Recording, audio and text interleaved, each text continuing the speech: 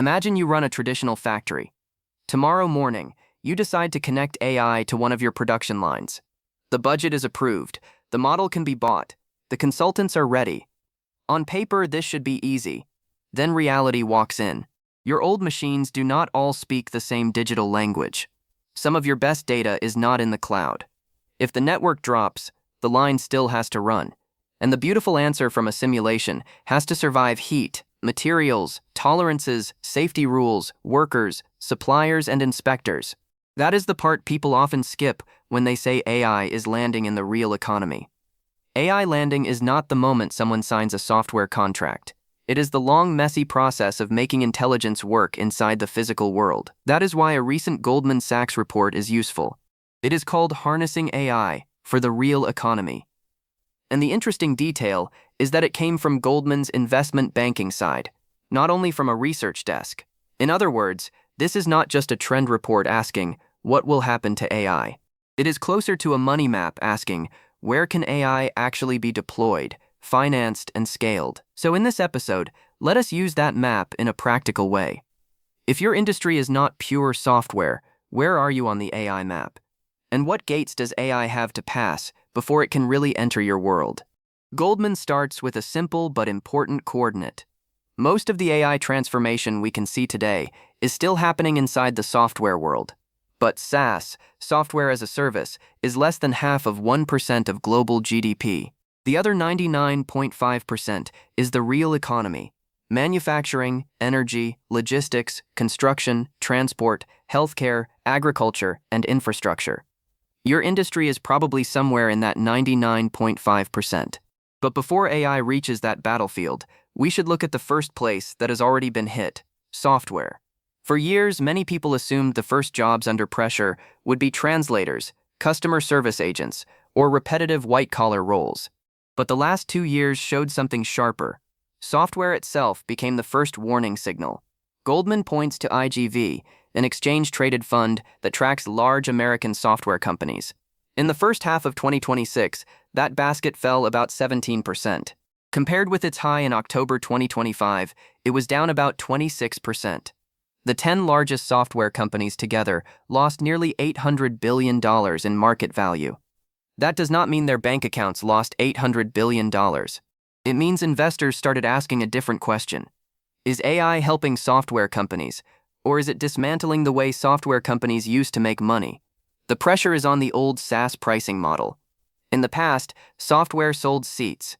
If 1,000 employees logged in, the company paid for 1,000 accounts. But if AI agents and code generation tools do more of the work, customers start asking, why am I paying for the number of humans who log in? I want to pay for the work that gets finished. Pricing power is moving from selling features to delivering outcomes. Goldman's Brian Kane calls software the canary in the coal mine for AI economics. The canary shows the danger first. Software shows, earlier than other industries, how AI changes productivity, pricing, margins, and power. So if you are in software, or if your company buys software, watch this shift carefully. Per-seat pricing is moving back. Outcome pricing, or at least usage-based pricing, is moving forward. Software is only the first station. When AI tries to enter the other 99.5% of the economy, the first bottleneck may not be models. It may be people and electricity. Goldman estimates that by 2030, the American power value chain may need more than 500,000 additional workers. These are not jobs you can train overnight. Many require 3 to 4 years before someone is ready. But in 2024, the American energy industry trained only around 45,000 apprentices in a year. To close the gap, it would need at least 65,000 per year, before even counting retirements. Put simply, the AI boom may need electricians before it needs another pitch deck. That contrast matters. Everyone is worried about AI taking white-collar jobs. Wall Street is also worried that there are not enough electricians, welders, technicians, and pipe fitters to build the physical layer underneath AI. Capital can move fast, chips can improve fast, skilled workers do not appear instantly, and power itself is becoming a constraint. In Abilene, Texas, a relatively small city has attracted so many data centers that its electricity use is already comparable to San Francisco. Abilene has about 120,000 people, San Francisco has close to 900,000. That comparison tells you something.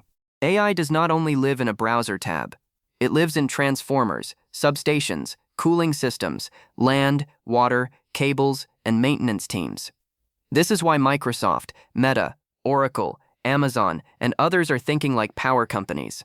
Some are building more isolated data center systems with their own energy supply. Goldman estimates that by 2030, roughly 1/3 of new data center capacity could come from off-grid facilities. Microsoft signed a 20-year power agreement connected to restarting 3 Mile Island. Amazon is investing in small modular nuclear reactors.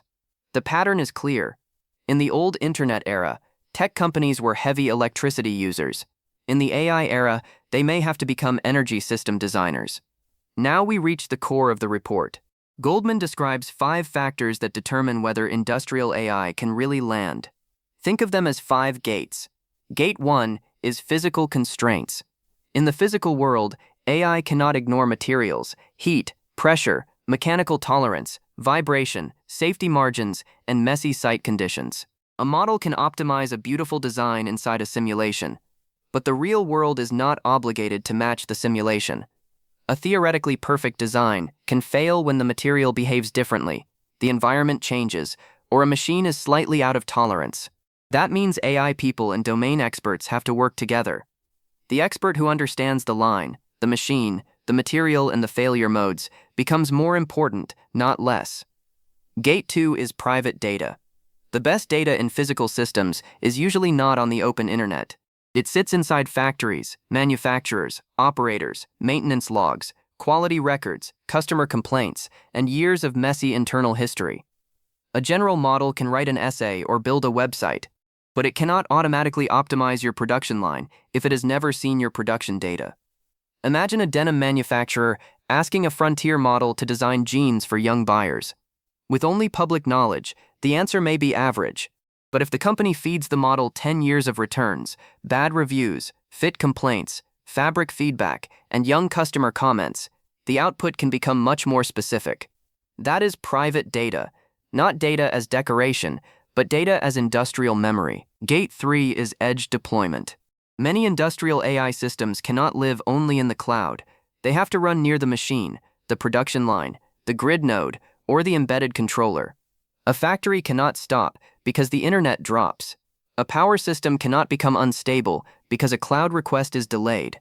Real-world AI often has to work locally, reliably, and with low latency. Gate 4 is certifiability. In software, if AI gives a bad answer, maybe you waste tokens, rewrite a paragraph, or get angry at the screen. In aviation, energy, vehicles, manufacturing, medicine, and infrastructure, a hallucination can become a safety event. So the question is not only, does the model work? The question is, can it be certified? Traditional certification asks you to explain why a system behaves the way it behaves, and prove that its behavior is predictable and verifiable under extreme conditions. But AI is often a black box. Even developers may not fully explain why it produced one answer in one test. That is why high-risk industries have a different gate. Technical performance is not enough. Passing certification may become the real moat. Gate 5 is workflow integration. Factories, utilities, and transport systems already have decades of equipment, software, rules, habits, and operating procedures. AI does not enter a blank canvas. It has to be inserted into a running machine. This is like rebuilding an airplane while it is flying. The business cannot stop. The old system cannot simply be destroyed. But the engine still has to be upgraded. That is the hardest part of real-world AI. Not the demo, the integration. Goldman's point is that the more of these 5 gates a company can handle, the stronger its long-term position may be. If a product solves only 1 or 2 of them, it may still be useful, but it may not become a durable moat. So you can use the 5 gates as a checklist for your own industry. First, what are the physical constraints? Materials, safety, heat, pressure, tolerances, human procedures, weather, traffic, site conditions. Second, where is the private data? Who owns the maintenance logs, inspection records, customer complaints, failure history, sensor data, and operational memory? Third, where must the model run? In the cloud, on the factory floor, inside a device, near a grid node, or across all of them? Fourth, who certifies the result? Is there a regulator, an internal safety board, a customer audit, an insurance requirement, or a legal standard? Fifth, which workflow must AI enter? Procurement, inspection, scheduling, maintenance, design, quality control, customer service, inventory, or dispatch? Once you ask these 5 questions, vague AI strategy becomes much more concrete. You can even give this checklist to your AI assistant.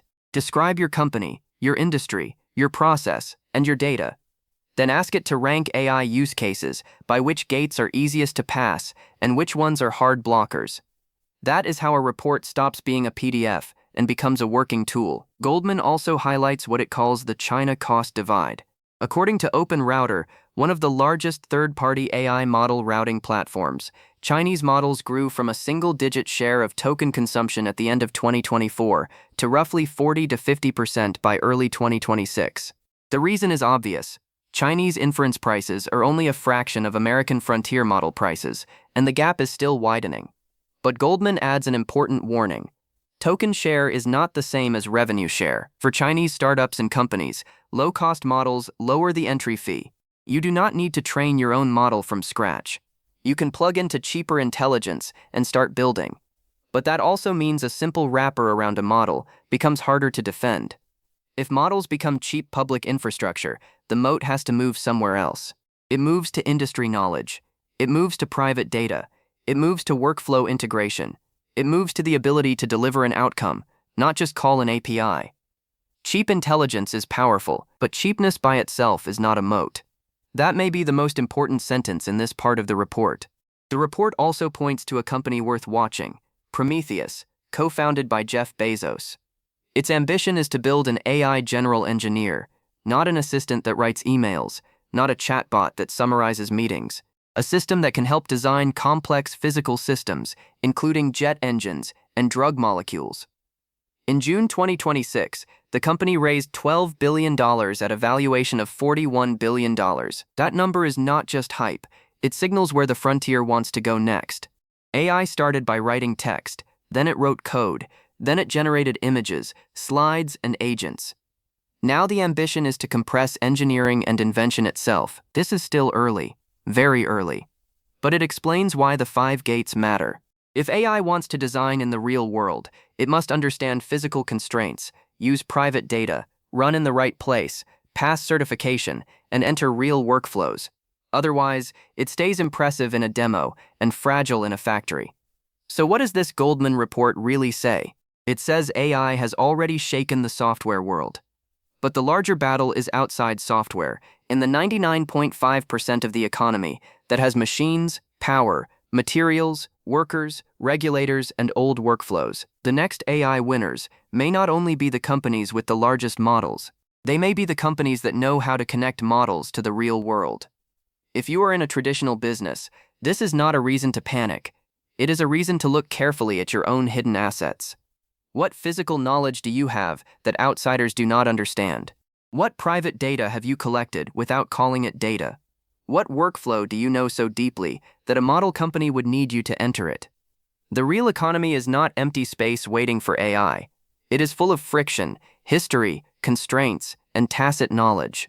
And that may be exactly where the opportunity is. The question is no longer, can AI write a better answer? The question is, can AI pass the 5 gates of your world? And if it can, who owns the gate?